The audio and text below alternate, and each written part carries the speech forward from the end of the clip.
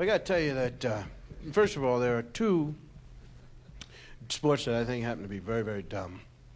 And the first one is golf. Golf is dumb to me. No, I don't want you housewives clapping because you lose your husband. I want you to, listen to me now. Golf is dumb because you put the ball down. You take the ball out of your pocket, you put it down, and you hit it. Whack! And then you walk after it. Now think about that. You had the ball.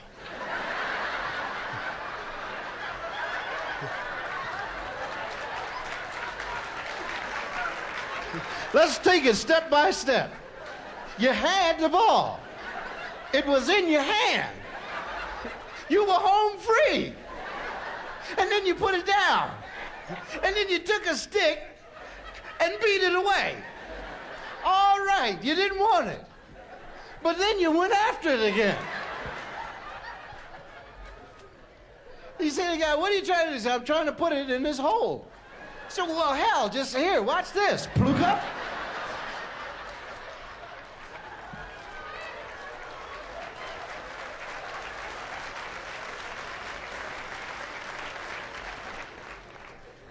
Sammy Davis asked me to come play golf with him, begged me. I went with him because he's a star, and I know him very well. And he's only this tall, man. He's a little cat, man. Sammy weighs about 104 pounds. And I am rather envious of him because he can wear anything. Now I'm sure you've seen him before. He comes out, and he's got $1,800 worth of gold and love beads hanging from his neck. He can't even stand up straight. He's, Now he's got a mink coat. The guy brought me a mink coat the other day. I put it on. You want to hear a true story? We'll get back to the golf thing. Keep me on golf. This is a true story. I swear to Rudy. Hear me out now. Hear me out. Enrico Banducci is a very close friend of mine. He owns the Hungry Eye and also Enrico's up here in San Francisco. Follow me? Okay. I go up to do the opening of his new place. I arrive Halloween night. Now, you know the place up there. What is that place up there where the guys dress with the ladies' clothing and all that? Huh? Finocchio's. Yeah, you're right about that. I go into Enrico's. Now, all my life I've been an athlete and everything. We've always made fun of the guys that dress up, like ladies and stuff. So, and I don't want none of them touching me because I'm pure, So I walk into Enrico's, and right away I could tell, man. I can't tell all of them, but I can tell at least 80% of them, especially if it's 2 o'clock in the morning because the beards start to come out. Follow me now, follow me. This is a true story now. Please believe me, because if you don't believe it, this story is no good if you think I'm lying. So I walk in, and there's about 90 of them. 90, because it's Halloween, and they're all dressed in their dresses. I mean, they got themselves, some of them. But I'm still pure, man. I'm still pure. And some of the other guys are like dressed in tuxedos, because they're the men, I guess. So right away when I walk in, in my whatever puritanical or globby way, I go like, like inside, I'm like, oh, it's them, So I go over to the table where Enrico is, and I was serious. I said, look, man, I really got to go to the men's room. I said, there ain't none of them in there. So they all went, ha, ha, ha, ha. And Enrico said, no, go ahead. So I go into the men's room. Now, if you know Enrico's men's room, there's only one, and then there's the thing with the door, you see. So I go in, and there's one in a tuxedo. So I said, oh, no. No, no, no. So I go in the store, and I lock the door. And and then when I'm finished, I make sure I'm all closed up. And I hope, no, I'm serious, man. And I go outside, and I go out to the store door, and there's two of them in dresses, a blonde and a brunette. And I went like, oh, and they, so like I figure right away I'm in trouble, man. Like entertainer beats up two women in the men's room, So the first thing I do is I want them to know that I know that they're guys, see? So I said, how you doing, fellas? How you doing, fellas? Fellas, guys, men, And the blonde looks at the brunette and says, I thought you said Bing Crosby. And I'm shaking hands, and he keeps saying, I thought you said Bing Crosby. This is not Bing Crosby. Well, Enrico showed up, and I just went right out the door. But that's all I heard the whole time. And it just came out, you told me Bing Crosby was in there. He said, no, I said Bill Crosby. I didn't say Bing Crosby. But I'm telling you, I was never so shocked in all my life, man. Caught in there. I could just see the headlines. Or else, two ladies beat up entertainer in the men's room. That would have really been a drag, Then I couldn't get them busted. Yes, they were women. Because I couldn't accept that. We're golf. Right. Now, the second dumbest thing is watching golf on television. That's dumber yet. Because you sit at home with a choice of 7 different channels. And here you are watching. Here's Irving Flees. He's on a birdie par bird. Over 5, he's par birding underneath the par of the bird, and there's Flea par bird. He looks like he's doing very well, don't you think, John? Oh, yes, he's really par birding himself very much so. He's par birding, all right, par bird, right? Yes, I think that the par bird, 5 bird par is par bird over 6. Now, D, now wait. That isn't so bad. At least there's a guy moving. But watch this. The guy hits the ball, and the camera pans for 30 minutes to nothing but sky. White sky. I got a $1,200 television set, color, and I'm looking at white sky, and there's a ball in there somewhere. I got my face up in the screen, and my wife said, what are you looking at, Dodo? I said, there's a ball in here somewhere. For 30 minutes, they pan up in the sky, man. No trees, at least they could write something, a Coke commercial or something. You're looking for a ball, and then the ball lands, and you don't even see it moving. It's just flat on the grass, and the guy's hand pulling away.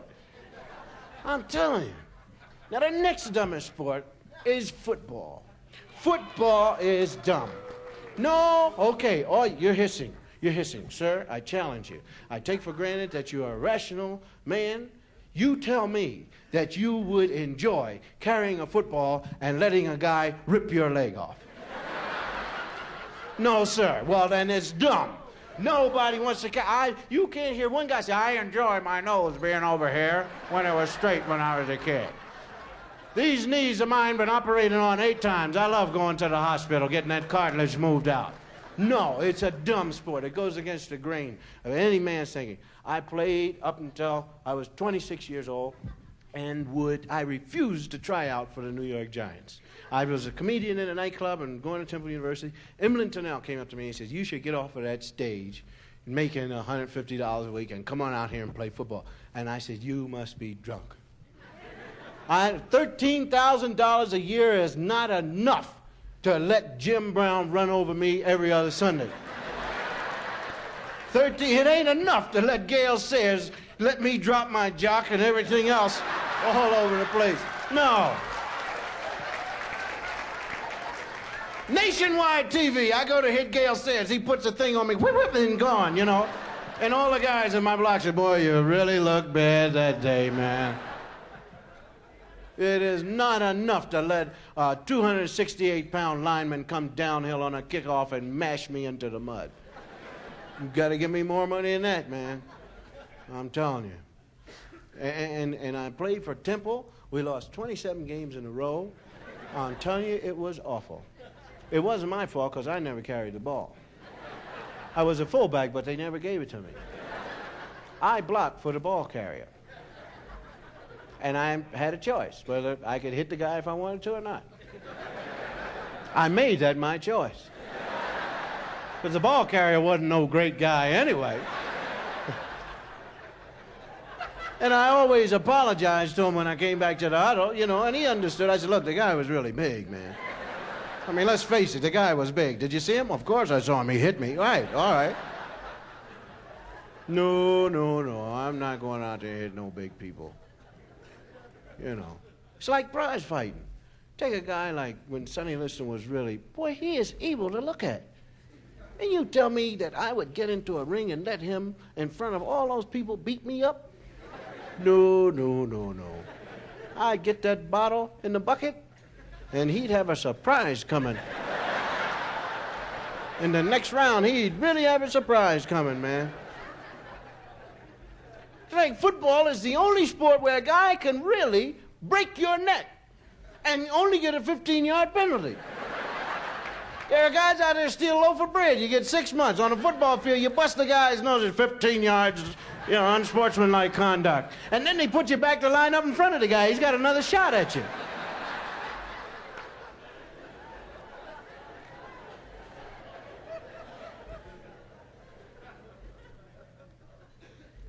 What was I talking about? Anyway, I played for Temple, and with our team, it was always, whenever we had the ball, always 3rd and 47. I don't care if we just got the ball, you know, 3rd and 47 on you owls. Hoot, hoot. 3rd and 47. I remember one time it was 3rd and 47. We were on our own 5-yard line. And the quarterback says, okay, this time, Cosby up the middle. And I said, why? You have never called on me before. You got a trick going or something? Now, in this play, I follow off of the guard's tail. The guard blocks straight ahead. For you ladies, the guard comes out of his stance, and he hits the guy whether he goes this way or that way, whatever way he can move that guy, if he can move him at all. And I cut off his tail this way, or if he's blocking, I cut off his tail that way, you see. And the quarterback give me the ball, hut one, hut two, and I look to the hole, and the guard is pulling. Now, I look to see why he's pulling. And there it is. 6'9", 482 pounds. With no clothes on. Just a helmet and his name, David.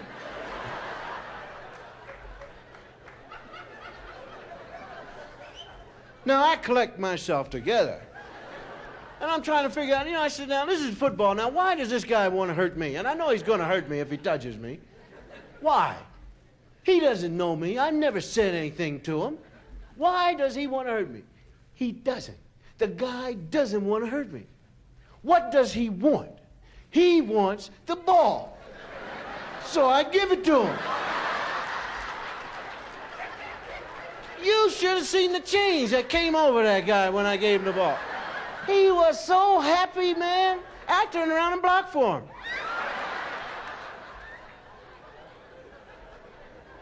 Now, a lot of you purists will say, yeah, but the coach must have benched you for life. Of course he benched me for life. But that bench don't hurt half as much as what that guy would have done. Football is dumb. My wife and I, we've been together now 6 years, ever since we were married. And I dig married life now that I've caught on to it. I understand what my closet means, and I understand that anything that she has, she's allowed to put in it.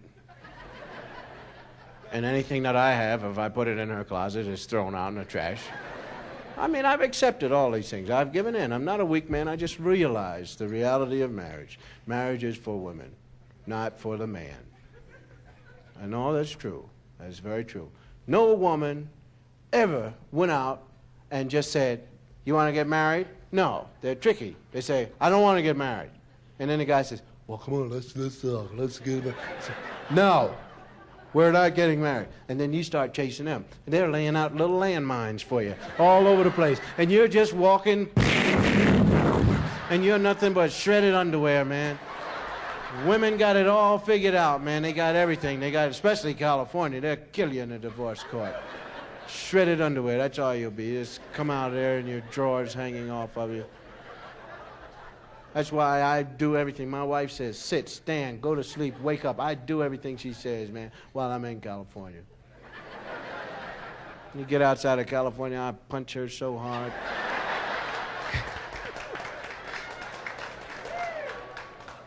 I thought it was all over after my brother Russell fighting over the bed. You know, I really did, man. I get in the bed and say, this, you're on my side of the bed. She's a grown woman. I said, what are you fighting over the bed for? You sleep where you want. All right, don't put your leg over me.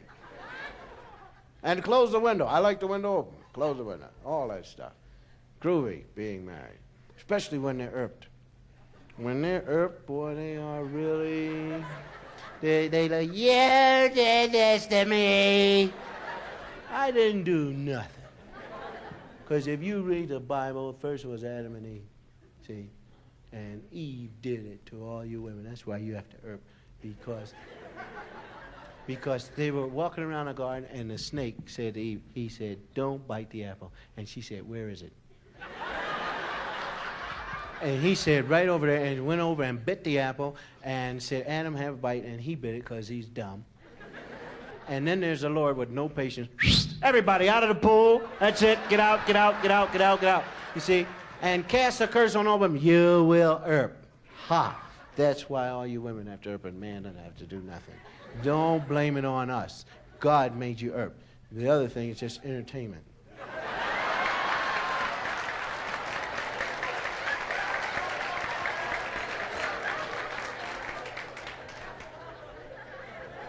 We have 2 daughters. I've said to my wife time and time again, I want sons. Son, son, son. She keeps giving me daughters. See? And she's irped again. Because just like my football coach used to say, you just keep running that play till you get it right.